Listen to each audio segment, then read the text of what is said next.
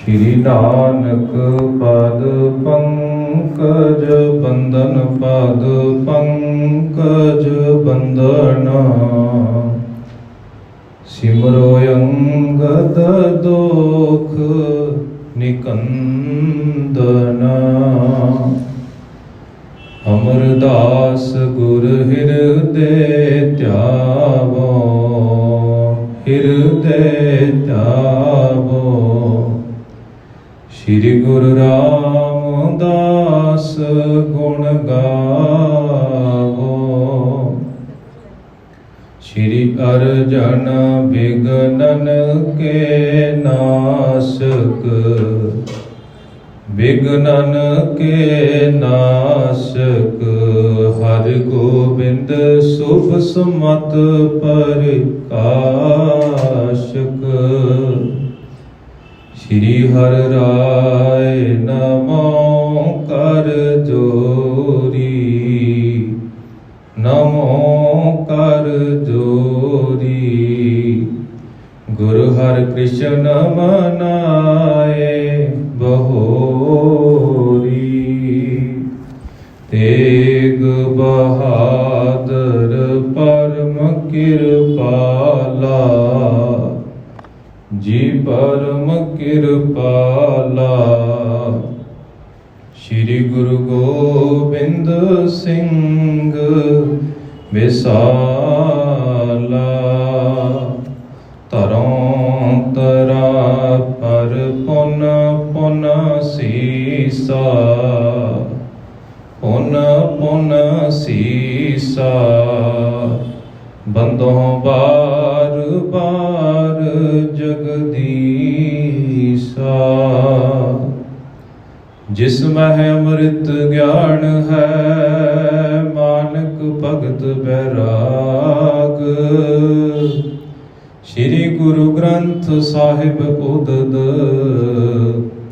बंदों कर अनुराग एक अंकारा सतगुरु तेह प्रसाद सत होए वाहिगुरु जी की फतेह विघ्न विनाशन सोए वाहिगुरु जी की फतेह विघ्न विनाशन सोए चौपई राय सदन कालू तब गयो निकट जाए उचरत बच पयो जुगो जुग अटल साहिब श्री गुरु ग्रंथ साहिब जी महाराज जी की पावन पवित्र हजूरी अंदर हाजरियां भरे सत्कारयोग सत्संगी जड़ो दोवें हाथ जोड़ के फतेह प्रवान करो आखो जी वाहिगुरु जी का खालसा वाहिगुरु जी की फतेह। सतगुਰਾਂ जी की अपार कृपा के सदका असी पिछलेरे दीवाना दे विच धन गुरु नानक साहिब जी महाराज जी के जीवन के बाबत श्री गुरु नानक प्रकाश दे विचों पूर्व रात अध्याय 19वें का प्रसंग आरंभ किया सी जिस दे विच असी इत्थों तक विचार सरवण कर चुके हाँ कि धन गुरु नानक साहिब जी महाराज सुल्तानपुर की धरती के उत्ते मोदी खाने की कार करते हैं तो जदों इस तरह रोजाना किरतकार करते हैं कुछ समा बतीत होंदा है तो धन गुरु नानक साहिब जी महाराज जी के बाबत पखों के रंधावे दे मूलचंद खत्री की लड़की का रिश्ता सुल्तानपुर की धरती के उत्ते भेजा जाता है तो भाई जयराम जी बेबे नानकी जी जदों इस पक्ष नूं देखते हैं लागी घर दे विच पहुँचते हैं तो सारा परिवार खुशियां मनाउंदा है। नगर के लोग सुल्तानपुर धरती के रहने वाले जिहड़े भाई जयराम जी के सगे संबंधी ने बेबे नानकी जी के शरीके भाईचारे के लोग ने वो सारे रल मिल के खुशी के गीत गाउंदे ने। इस तरह बेअंत प्रकार के नाल खुशियां मनाईयां जांदियां ने ते भाई जयराम जी अपने एक सेवक नूं तलवंडी की धरती के उत्ते भेजते हैं ते जाके मेहता कालू जी नूं सदा दिता जाए तो उन्होंने बुलाया जाए तो नाल ही नाल एक खुशी जिहड़ी है उन्होंने नाल भी सांझी की जाए। जदों मेहता कालू जी नूं ते धन गुरु नानक साहिब जी महाराज जी दे माता जी नूं ਇਸ ਬਾਬਤ ਪਤਾ ਲੱਗਦਾ ਕਿ ਸਾਡੇ ਪੁੱਤਰ ਦੇ ਲਈ ਰਿਸ਼ਤਾ ਆਇਆ ਹੈ। ਤਾਂ ਦੋਵੇਂ ਜੀ ਬਹੁਤ ਹੀ ਖੁਸ਼ੀ ਮਨਾਉਂਦੇ ਹਨ। ਨਾਲ ਦੀ ਨਾਲ ਨਗਰ ਦੇ ਲੋਕਾਂ ਨੂੰ ਵੀ ਜਦੋਂ ਇਸ ਗੱਲ ਦਾ ਪਤਾ ਲੱਗਦਾ ਹੈ ਤਾਂ ਸਾਰੇ ਨਗਰ ਦੇ ਵਿੱਚ ਖੁਸ਼ੀ ਭਰਿਆ ਮਾਹੌਲ ਬਣ ਜਾਂਦਾ ਹੈ।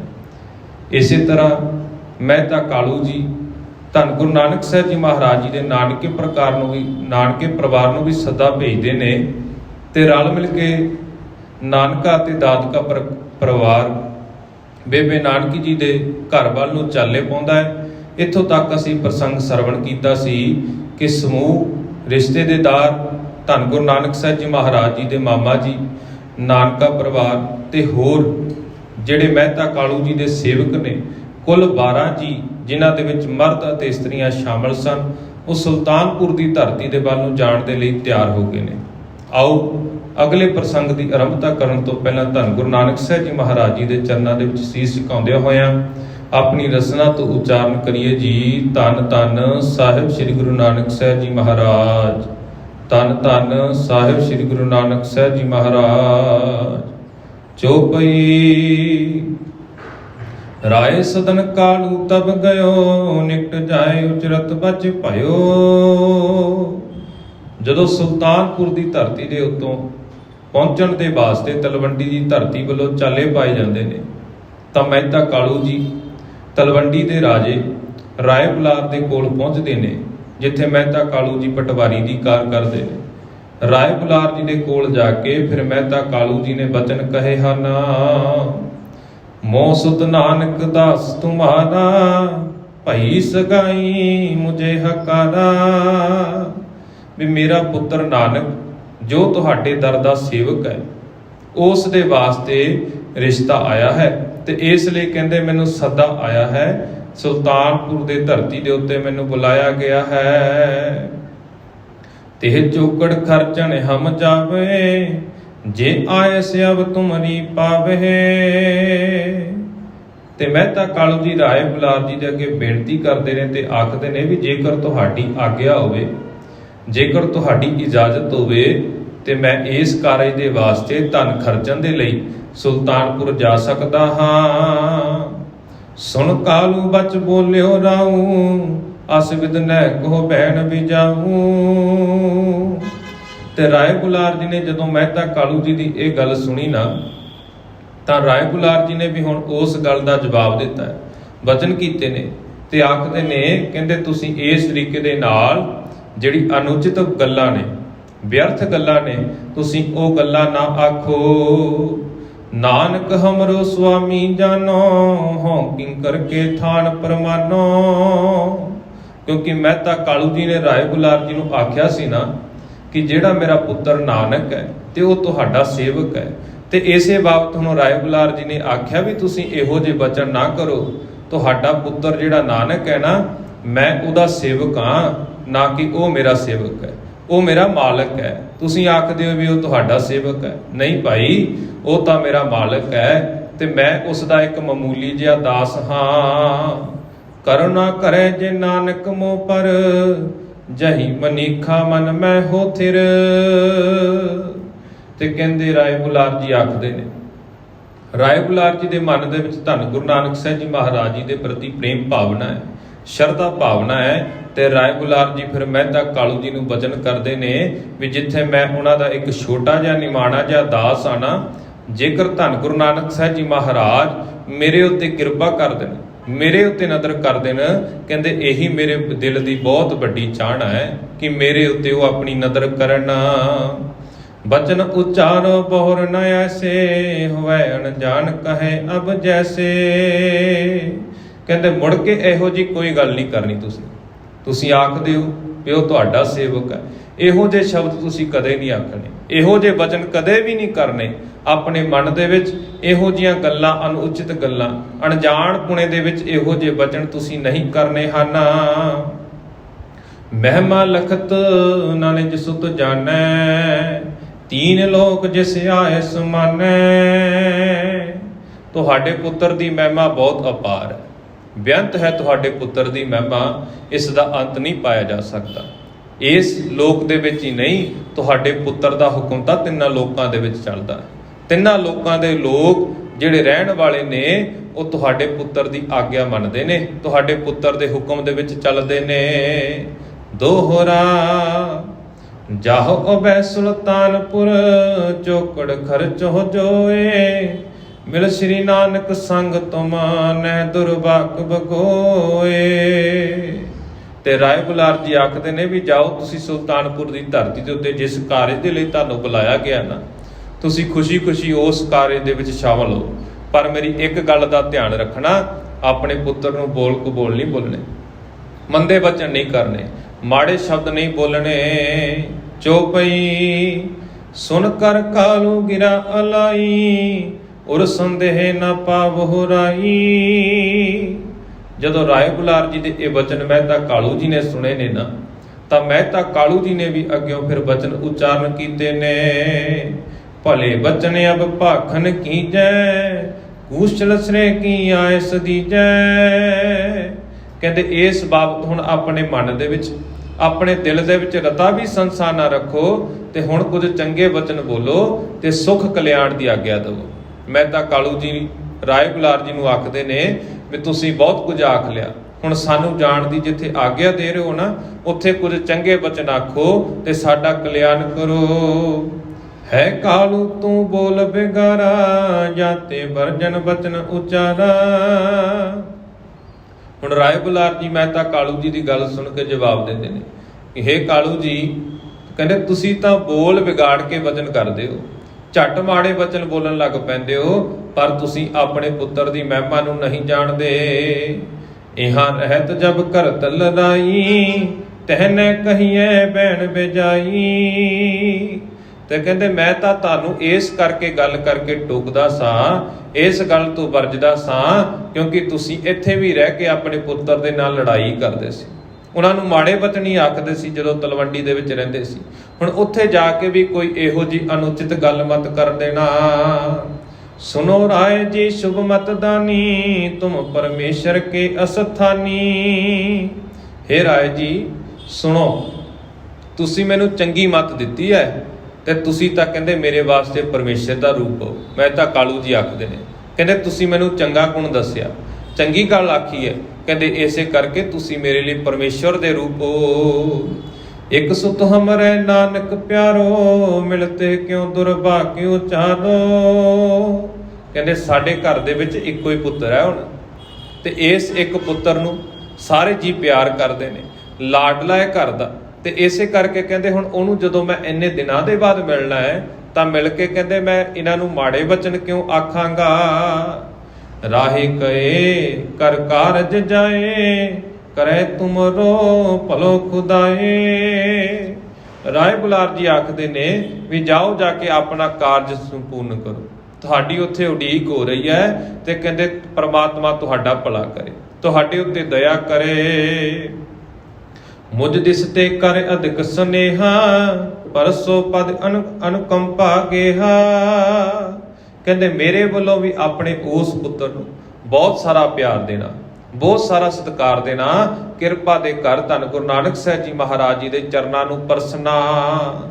ਦੋਹਰਾ ਕਣੀ ਬੰਦਗੀ ਕੀਜੀਐ, ਕਮਲ ਨੈਣ ਟਿਕ ਜਾਏ। ਕਰ ਬੰਧਨ ਕਾਲੂ ਚਲਿਓ, ਮਾਨੀ ਰਾਏ ਰਜਾਏ। ਇਸੇ ਤਰ੍ਹਾਂ ਹੁਣ ਮਹਿਤਾ ਕਾਲੂ ਜੀ ਨੇ ਰਾਏ ਬੁਲਾਰ ਜੀ ਦੀ ਜਿਹੜੀ ਰਜਾ ਸੀ, ਉਹਨਾਂ ਦੀ ਆਗਿਆ ਜਿਹੜੀ ਸੀ ਪਾ ਕੇ, ਆਗਿਆ ਦਾ ਪਾਲਣ ਕਰਦੇ ਹੋਏ ਰਾਏ ਬੁਲਾਰ ਜੀ ਨੂੰ ਨਮਸਕਾਰ ਕਰਕੇ, ਬੰਦਨਾ ਕਰਕੇ ਮਹਿਤਾ ਕਾਲੂ ਜੀ ਨੇ ਸੁਲਤਾਨਪੁਰ ਦੀ ਧਰਤੀ ਨੂੰ ਚਾਲੇ ਪਾਏ ਹਨ। ਚੌਪਈ ਸਕਟੇ ਪਰ ਅਰੂੜ ਤਬ ਹੋਏ, ਚਲਤ ਭਏ ਸਭ ਸ਼ੋਕ ਬਿਗੋਏ। ਤੇ ਕਹਿੰਦੇ ਇਸੇ ਤਰ੍ਹਾਂ ਮਹਿਤਾ ਕਾਲੂ ਜੀ ਆਪਣੇ ਸਾਰੇ ਦੁੱਖਾਂ ਨੂੰ ਦੂਰ ਕਰਕੇ, ਮਨ ਦੇ ਵਿੱਚ ਸੁੱਖਾਂ ਦਾ ਪ੍ਰਕਾਸ਼ ਕਰਕੇ ਹੁਣ ਉਸ ਤਲਵੰਡੀ ਨਗਰ ਤੋਂ ਚਾਲੇ ਪਾਉਂਦੇ ਹਨ। ਸੁਤ ਕੀ ਪ੍ਰੀਤ ਬਦੇ ਸੰਗ ਡੋਰੀ, ਮਨੋ ਮੀਨ ਕਰਖੇ ਕਰ ਜੋਰੀ। ਕਹਿੰਦੇ ਪੁੱਤਰ ਦੀ ਪ੍ਰੀਤ ਦੀ ਜਿਹੜੀ ਡੋਰੀ ਸੀ ਨਾ, ਉਸ ਡੋਰੀ ਦੇ ਨਾਲ ਮਹਿਤਾ ਕਾਲੂ ਜੀ ਹੁਣ ਵੱਜੇ ਹੋਏ ਨੇ, ਤੇ ਇੰਜ ਜਾ ਰਹੇ ਨੇ ਕਹਿੰਦੇ ਮਾਨੋ ਮੱਛ ਬੜੇ ਜ਼ੋਰ ਨਾਲ ਖਿੱਚ ਰਿਹਾ ਸੀ। ਤੇ ਇਸੇ ਤਰ੍ਹਾਂ ਜਿਵੇਂ ਕਹਿੰਦੇ ਇੱਥੇ ਉਦਾਹਰਨ ਵਰਤੀ ਗਈ, ਅਲੰਕਾਰ ਵਰਤਿਆ ਗਿਆ। ਜਿਵੇਂ ਮੱਛੀ ਨੂੰ ਫੜਨ ਦੇ ਲਈ ਸ਼ਿਕਾਰੀ ਇੱਕ ਰੱਸੀ ਦਾ ਸਹਾਰਾ ਲੈਂਦਾ ਤੇ ਉਸ ਨੂੰ ਕੋਈ ਨਾ ਕੋਈ ਇਹੋ ਜਿਹਾ ਪਦਾਰਥ ਲਾ ਦਿੰਦਾ ਵੀ ਜਦੋਂ ਉਹ ਮੱਛੀ ਦੇ ਮੂੰਹ ਦੇ ਵਿੱਚ ਉਹ ਜਾਲੀ ਉਹ ਡੋਰ ਫਸਦੀ ਹੈ ਨਾ ਤਾਂ ਮੱਛੀ ਆਪਣੇ ਵੱਲ ਨੂੰ ਖਿੱਚਦੀ ਹੈ। ਤੇ ਇਸੇ ਤਰ੍ਹਾਂ ਕਹਿੰਦੇ ਮਹਿਤਾ ਕਾਲੂ ਜੀ ਦੇ ਮਨ ਦੇ ਵਿੱਚ ਵੀ ਇਹੋ ਜਿਹੀ ਪ੍ਰੇਮ ਦੀ ਡੋਰੀ ਪਈ ਹੋਈ ਹੈ ਆਪਣੇ ਪੁੱਤਰ ਦੇ ਪ੍ਰਤੀ, ਤੇ ਉਹ ਡੋਰੀ ਜਿਹੜੀ ਹੈ ਮਹਿਤਾ ਕਾਲੂ ਜੀ ਨੂੰ ਧੰਨ ਗੁਰੂ ਨਾਨਕ ਸਾਹਿਬ ਜੀ ਮਹਾਰਾਜ ਜੀ ਦੇ ਵੱਲ ਖਿੱਚ ਰਹੀ ਹੈ। ਖਰਚ ਸਮਾਜ ਲੀਨ ਬਿਦ ਨਾਨਾ, ਦਿਨ ਪ੍ਰਤ ਅਦ ਕੇ ਕੀਨ ਪਿਆਨਾ। ਕਈ ਪ੍ਰਕਾਰ ਦੇ ਕਹਿੰਦੇ ਸਮਾਜਿਕ ਖਰਚੇ ਦੇ ਨਾਲ ਨਾਲ ਪ੍ਰਤੀ ਦਿਨ ਬੜਾ ਸਫ਼ਰ ਕਰਦੇ ਗਏ ਹਨ। ਘਰ ਕੋ ਡੂਮ ਸੰਗ ਮਰਦਾਨਾ, ਜਿਸਕੇ ਜਾਗੇ ਭਾਗ ਮਹਾਨਾ। ਹੁਣ ਇੱਥੇ ਭਾਈ ਮਰਦਾਨਾ ਜੀ ਦਾ ਵੀ ਜ਼ਿਕਰ ਆਇਆ ਕਿ ਕਹਿੰਦੇ ਇਸ ਪਰਿਵਾਰ ਦੇ ਜੀਆਂ ਦੇ ਨਾਲ ਭਾਈ ਮਰਦਾਨਾ ਜੀ ਵੀ, ਉਹਨਾਂ ਦੇ ਘਰ ਦਾ ਡੂਮ ਮਰਦਾਨਾ ਵੀ ਸੀ। ਕਹਿੰਦੇ ਉਹਨਾਂ ਦੇ ਵੀ ਮੱਥੇ ਦੇ ਭਾਗ ਜਾਗ ਪਏ ਨੇ, ਚੰਗੇ ਭਾਗ ਜਾਗ ਪਏ ਨੇ, ਜਿਹੜੇ ਧੰਨ ਗੁਰੂ ਨਾਨਕ ਸਾਹਿਬ ਜੀ ਮਹਾਰਾਜ ਜੀ ਦੇ ਇਸ ਜੀਵਨ ਦੇ ਵਿੱਚ ਜਿਹੜੇ ਖੁਸ਼ੀ ਦੇ ਕਾਰਜ ਨੇ ਨਾ, ਉਹਨਾਂ ਕਾਰਜਾਂ ਦੇ ਵਿੱਚ ਸ਼ਾਮਲ ਹੋਣ ਦੇ ਲਈ ਜਾ ਰਹੇ ਹਨ। ਪੁਰ ਸੁਲਤਾਨ ਵੇਖੇ ਚਲੇ ਆਏ, ਨਰ ਨਾਰੀ ਸਭ ਦੇਤ ਵਧਾਏ। ਤੇ ਇਸੇ ਤਰ੍ਹਾਂ ਕਹਿੰਦੇ ਸਮਾਂ ਬੀਤਦਿਆਂ ਪੈਂਡਾ ਤੈਅ ਕਰਦਿਆਂ ਸੁਲਤਾਨਪੁਰ ਦੇ ਨਗਰ ਦੇ ਵਿੱਚ ਪਹੁੰਚ ਗਏ ਨੇ ਸਾਰੇ ਪਰਿਵਾਰ ਦੇ ਮੈਂਬਰ, ਤੇ ਸਾਰੇ ਇਸਤਰੀਆਂ ਮਰਦਾਂ ਨੇ ਉਹਨਾਂ ਨੂੰ ਵਧਾਈ ਦਿੱਤੀ ਹੈ। ਉਤਰ ਸਕਟ ਪਰ ਤੇ ਤਹ ਸਭ ਹੀ, ਧਾਮ ਜੈ ਰਾਮ ਪ੍ਰਵੇਸ਼ੇ ਤਬ ਹੀ। ਤੇ ਸਾਰੇ ਕਹਿੰਦੇ ਉਸ ਬਲਦਾਂ ਦੇ ਗੱਡੇ ਦੇ ਉੱਤੋਂ ਉਤਰ ਕੇ ਜੈ ਰਾਮ ਜੀ ਦੇ ਘਰ ਦੇ ਅੰਦਰ ਪ੍ਰਵੇਸ਼ ਹੋਏ ਹਨ। ਮਿਲੀ ਨਾਨਕੀ ਨੇ ਹੋ ਕਨੇਰਾ, ਮਾਤ ਅੰਕਲੇ ਸਿਰ ਕਰ ਫੇਰਾ। ਤੇ ਇਸੇ ਤਰ੍ਹਾਂ ਕਹਿੰਦੇ ਬੇਬੇ ਨਾਨਕੀ ਜੀ ਆਪਣੇ ਪੇਕੇ ਪਰਿਵਾਰ ਦੇ ਜੀਆਂ ਨੂੰ ਆਪਣੇ ਘਰ ਦੇ ਵਿੱਚ ਆਉਂਦਿਆਂ ਦੇਖ ਕੇ ਬੜੇ ਖੁਸ਼ ਹੋਏ ਨੇ, ਬੜੇ ਪ੍ਰਸੰਨ ਹੋਏ ਨੇ, ਮਨ ਦੇ ਵਿੱਚ ਖੁਸ਼ੀ ਦਾ ਕੋਈ ਟਿਕਾਣਾ ਨਹੀਂ ਹੈ। ਇਸੇ ਤਰ੍ਹਾਂ ਕਹਿੰਦੇ ਮਾਤਾ ਜੀ ਨੇ ਵੀ ਆਪਣੀ ਪੁੱਤਰੀ ਨੂੰ ਗਲ ਦੇ ਨਾਲ ਲਾਇਆ ਹੈ, ਬੜਾ ਪਿਆਰ ਕੀਤਾ ਹੈ, ਤੇ ਬੇਬੇ ਨਾਨਕੀ ਜੀ ਦੇ ਕਹਿੰਦੇ ਸਿਰ ਦੇ ਉੱਤੇ ਪਿਆਰ ਦੇ ਨਾਲ ਹੱਥ ਫੇਰਿਆ ਹੈ। ਕਾਲੂ ਕੀ ਪਤ ਪ੍ਰਤਾ ਕੁਮਾਰੀ, ਰੂਪਸ਼ੀਲ ਗੁਣ ਪੂਰਨ ਚਾਰੀ। ਮਹਿਤਾ ਕਾਲੂ ਜੀ ਦੀ ਪੁੱਤਰੀ ਕਹਿੰਦੇ ਬਹੁਤ ਹੀ ਚੰਗੇ ਗੁਣਾਂ ਵਾਲੀ ਪੁੱਤਰੀ ਹੈ, ਤੇ ਇਸੇ ਕਰਕੇ ਉਹ ਪੂਰਨ ਗੁਣਾਂ ਦੀ ਮਾਲਕ ਸੀ। ਤੇ ਇਸੇ ਤਰ੍ਹਾਂ ਧੰਨ ਗੁਰੂ ਨਾਨਕ ਸਾਹਿਬ ਜੀ ਮਹਾਰਾਜ ਜੀ ਦੇ ਭੈਣ ਜੀ ਦੇ ਨਾਲ ਬੜੇ ਅਦਬ ਅਤੇ ਸਤਿਕਾਰ ਦੇ ਨਾਲ, ਉਹਨਾਂ ਨੂੰ ਪ੍ਰੇਮ ਪਿਆਰ ਦੇ ਨਾਲ ਸਾਰੇ ਜੀ ਮਿਲਦੇ ਨੇ। ਮਿਲ ਸਭ ਹਿਨ ਸੋ ਆਨੰਦ ਦੀਨਾ, ਜਿਥਾ ਉਚਿਤ ਤਿਉ ਆਦਰ ਕੀਨਾ। ਤੇ ਸਾਰਿਆਂ ਨੂੰ ਮਿਲ ਕੇ ਕਹਿੰਦੇ ਖੁਸ਼ੀ ਅਤੇ ਖੇੜਾ ਵੰਡਿਆ, ਜਿਵੇਂ ਵੀ ਉਚਿਤ ਸੀ ਉਸੇ ਤਰ੍ਹਾਂ ਸਾਰਿਆਂ ਨੇ ਆਪਸ ਦੇ ਵਿੱਚ ਰਲ ਮਿਲ ਕੇ ਆਦਰ ਸਤਿਕਾਰ ਕੀਤਾ ਹੈ। ਆਏ ਬਹਿਰ ਤੇ ਤਵੇ ਜਰਾਮਾ, ਸਭ ਹਿਨ ਸੋ ਮਿਲ ਕੀਨ ਪ੍ਰਣਾਮਾ। ਇਸੇ ਤਰ੍ਹਾਂ ਕਹਿੰਦੇ ਭਾਈ ਜੈ ਰਾਮ ਜੀ ਵੀ ਫਿਰ ਆਪਣੇ ਘਰ ਦੇ ਵਿੱਚ ਪਹੁੰਚ ਗਏ ਨੇ। ਬਾਹਰੋਂ ਕੰਮ ਕਾਜ ਨੂੰ ਸਮੇਟਦੇ ਹੋਇਆ ਭਾਈ ਜੈ ਰਾਮ ਜੀ ਨੂੰ ਜਦੋਂ ਪਤਾ ਲੱਗਾ, ਤੇ ਇਸੇ ਤਰ੍ਹਾਂ ਭਾਈ ਜੈ ਰਾਮ ਜੀ ਵੀ ਆਪਣੇ ਘਰ ਦੇ ਵਿੱਚ ਪਹੁੰਚੇ ਨੇ, ਤੇ ਉਹਨਾਂ ਨੇ ਵੀ ਕਹਿੰਦੇ ਸਭ ਨੂੰ ਮਿਲ ਕੇ ਬੜੇ ਅਦਬ ਸਤਿਕਾਰ ਦੇ ਨਾਲ ਪ੍ਰਣਾਮ ਕੀਤਾ ਹੈ। ਸ਼੍ਰੀ ਨਾਨਕ ਸੁਣ ਆਵਨ ਕਾਲੂ, ਉੱਠ ਕਰ ਗਮਨੇ ਸਦਨੇ ਉਤਾਲੂ। ਇਸੇ ਤਰ੍ਹਾਂ ਕਹਿੰਦੇ ਜਦੋਂ ਧੰਨ ਗੁਰੂ ਨਾਨਕ ਸਾਹਿਬ ਜੀ ਮਹਾਰਾਜ ਜੀ ਨੂੰ ਮੋਦੀਖਾਨੇ ਦੇ ਵਿੱਚ ਕੰਮ ਕਰਦਿਆਂ ਪਤਾ ਲੱਗਾ ਵੀ ਮੇਰੇ ਪਰਿਵਾਰ ਦੇ ਜੀ ਆਏ ਨੇ, ਇਸ ਧਰਤੀ ਦੇ ਉੱਤੇ ਚੱਲ ਕੇ ਆਏ ਨੇ, ਤਾਂ ਧੰਨ ਗੁਰੂ ਨਾਨਕ ਸਾਹਿਬ ਜੀ ਮਹਾਰਾਜ ਜੀ ਵੀ ਕਹਿੰਦੇ ਤੁਰੰਤ ਉੱਥੋਂ ਉੱਠ ਕੇ ਆਪਣੇ ਪਿਤਾ ਜੀ ਨੂੰ ਮਿਲਣ ਦੇ ਵਾਸਤੇ, ਆਪਣੀ ਮਾਤਾ ਜੀ ਨੂੰ ਮਿਲਣ ਦੇ ਵਾਸਤੇ, ਤੇ ਨਾਨਕੇ ਪਰਿਵਾਰ ਨੂੰ ਮਿਲਣ ਦੇ ਵਾਸਤੇ ਧੰਨ ਗੁਰੂ ਨਾਨਕ ਸਾਹਿਬ ਜੀ ਮਹਾਰਾਜ ਜੀ ਵੀ ਚੱਲ ਪਏ ਹਨ। ਤਾਰਿਓ ਪਦ ਪੰਕਜ ਪਰ ਸੀਸਾ, ਦੀਨੀ ਕਾਲੂ ਅਦਕ ਸੀਸਾ। ਤੇ ਧੰਨ ਗੁਰੂ ਨਾਨਕ ਸਾਹਿਬ ਜੀ ਮਹਾਰਾਜ ਜੀ ਨੇ ਆਪਣੇ ਪਿਤਾ ਜੀ ਦੇ ਚਰਨਾਂ ਦੇ ਵਿੱਚ ਸੀਸ ਝੁਕਾਉਂਦਿਆਂ ਹੋਇਆਂ ਜਿੱਥੇ ਬੰਦਨਾ ਕੀਤੀ ਹੈ, ਨਮਸਕਾਰ ਕੀਤੀ ਹੈ, ਤੇ ਮਹਿਤਾ ਕਾਲੂ ਜੀ ਨੇ ਵੀ ਆਪਣੇ ਪੁੱਤਰ ਨੂੰ ਬੜੀਆਂ ਅਸੀਸਾਂ ਦਿੱਤੀਆਂ ਹਨ। ਸੁੰਗਤ ਮਸਤਕ ਪਰ ਭਰ ਕੋਨੀ, ਵੇਖੇ ਮੁਖ ਕੋ ਸਭ ਸੁਖ ਠੋਰੀ।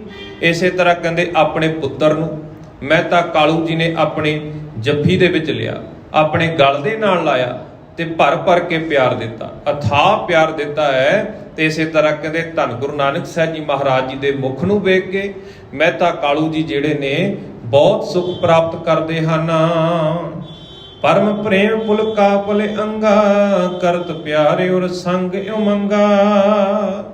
ਤੇ ਇਸੇ ਤਰ੍ਹਾਂ ਕਹਿੰਦੇ ਜਦੋਂ ਧੰਨ ਗੁਰੂ ਨਾਨਕ ਸਾਹਿਬ ਜੀ ਮਹਾਰਾਜ ਜੀ ਨੂੰ ਸਾਰੇ ਪਰਿਵਾਰ ਦੇ ਜੀਆਂ ਨੇ ਦੇਖਿਆ, ਮਹਿਤਾ ਕਾਲੂ ਜੀ ਨੇ ਪਿਆਰ ਬਖਸ਼ਿਆ ਹੈ, ਇਸੇ ਤਰ੍ਹਾਂ ਸਾਰੇ ਹੀ ਧੰਨ ਗੁਰੂ ਨਾਨਕ ਸਾਹਿਬ ਜੀ ਮਹਾਰਾਜ ਜੀ ਨੂੰ ਦੇਖ ਕੇ ਬਹੁਤ ਖੁਸ਼ ਹੁੰਦੇ ਨੇ, ਬਹੁਤ ਆਨੰਦ ਮਹਿਸੂਸ ਕਰਦੇ ਨੇ ਤੇ ਸਾਰਿਆਂ ਦੇ ਮਨਾਂ ਦੇ ਵਿੱਚ ਅਥਾਹ ਪਿਆਰ ਜਿਹੜਾ ਹੈ ਉਹ ਪੈਦਾ ਹੁੰਦਾ ਹੈ। ਦੋਹਰਾ ਗਤ ਦਾਨੀ ਬੂਝਤ ਪਏ ਬਨੋ ਜਨਕ ਸਮਝਾਏ, ਤਨ ਅਨਾਮ ਮਨ ਅਨੰਦ ਹੈ ਤਲਵੰਡੀ ਮੇਰਾ ਏ।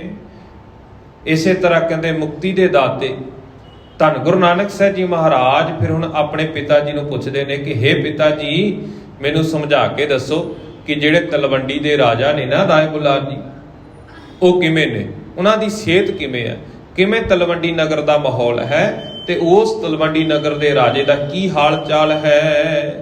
ਚੌਪਈ ਕਾਲੂ ਕਹਿਤ ਪਿਓ ਸੁਣਤਾ ਤਾ ਵਿਸਰ ਗਈ ਥੀ ਉਲਤੇ ਬਾਤਾ। ਤੇ ਮਹਿਤਾ ਕਾਲੂ ਜੀ ਆਖਦੇ ਨੇ, ਹੇ ਮੇਰੇ ਪਿਆਰੇ ਪੁੱਤਰ, ਮੈਨੂੰ ਮਾਫ ਕਰੀ, ਮੈਂ ਤਾਂ ਇਹ ਗੱਲ ਤੈਨੂੰ ਇੱਕ ਦੱਸਣੀ ਭੁੱਲ ਗਿਆ, ਮੇਰੇ ਮਨ ਦੇ ਵਿੱਚੋਂ ਇਹ ਗੱਲ ਵਿਸਰ ਗਈ ਸੀ। ਤੁਮ ਕਰਵਾਏ ਦਇਓ ਮੋਹਿ ਜਾਦੂ, ਸਭੇ ਕੁਸ਼ਲ ਤਹਿ ਪ੍ਰਭੂ ਪ੍ਰਸਾਦੂ।